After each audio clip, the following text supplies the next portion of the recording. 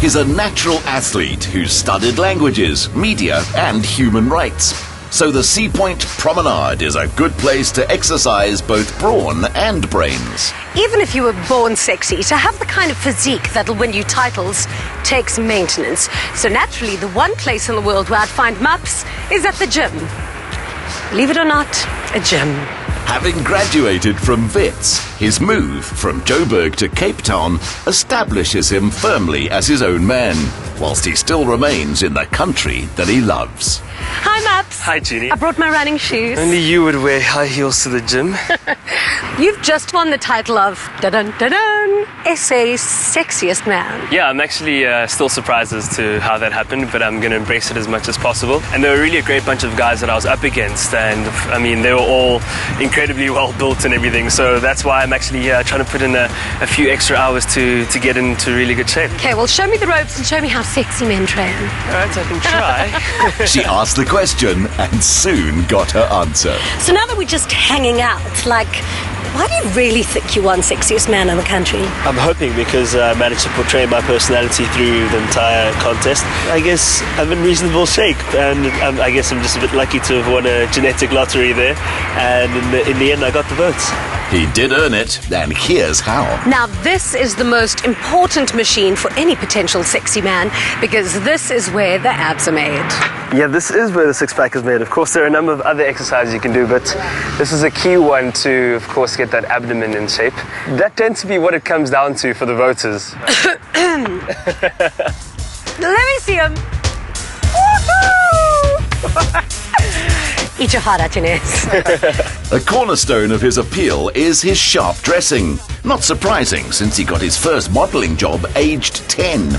Down fashion-savvy Kloof Street, he's already a regular. So, Jeannie, this is one of my favorite stores in Cape Town. I love it because it's unique. They have a lot of great quality and interesting items. It's very up-to-date with what's happening around the world. You came second in the 2011 GQ Best Dressed Awards. What is it about your style that made you do so well? I like to pay attention to detail, and I'm all about structure and neatness, but with that edgy flair, and I like to be as unique as possible to my own taste. You try wear whatever you like to wear and just wear it confidently.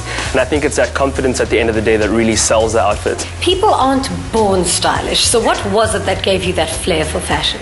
Probably came from my mom. To be deadly honest, my mom always wanted a daughter, and my name, actually Masego, is not really a unisex name. It's usually for girls in the Tswana culture, mainly used for girls. So she just stuck with that name anyway, because she wanted a girl. And waking up in the morning, my mom would get ready for work and lay out some clothes and give me a little show. I think through that, I started to really develop what my style and taste was. But hey, we still have this demonstration and fashion show to give you, so let me go change.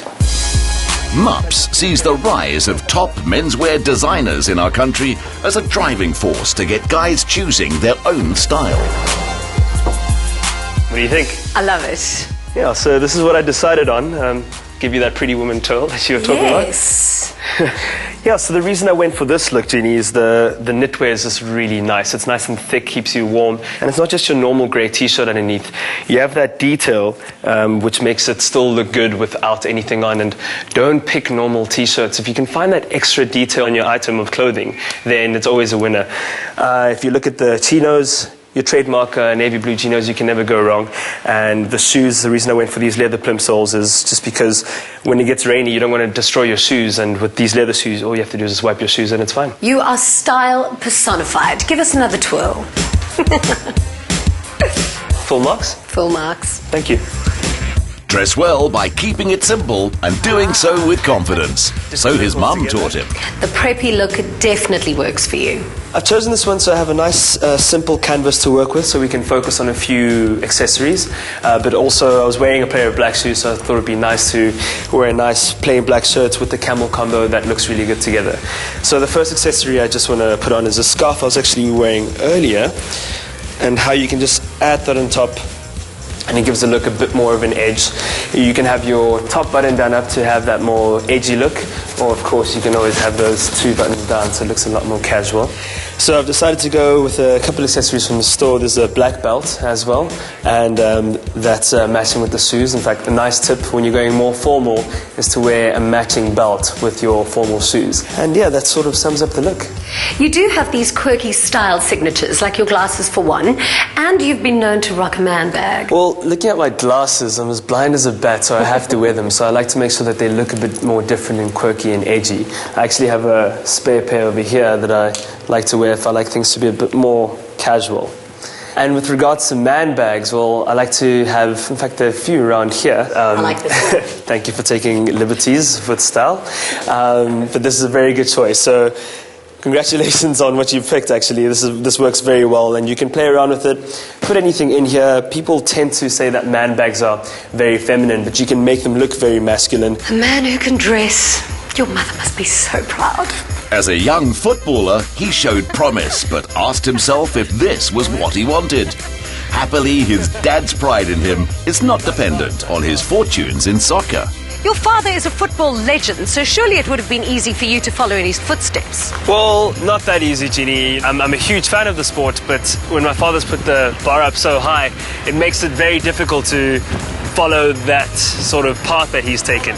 Whatever performance I had, it was always compared to him, and I think that just got to me, and I slowly lost that passion and decided to pave my own way, and that's exactly what I'm doing. Considering you're so busy and you are South Africa's sexiest man, where do you find time to fit in your girlfriend? I'm actually currently single right now, and it's one of those things where if you're very busy and focused on your work, it's hard to make that additional time. It's so rare in life that you'll find someone that's very good looking and yet so grounded and astute.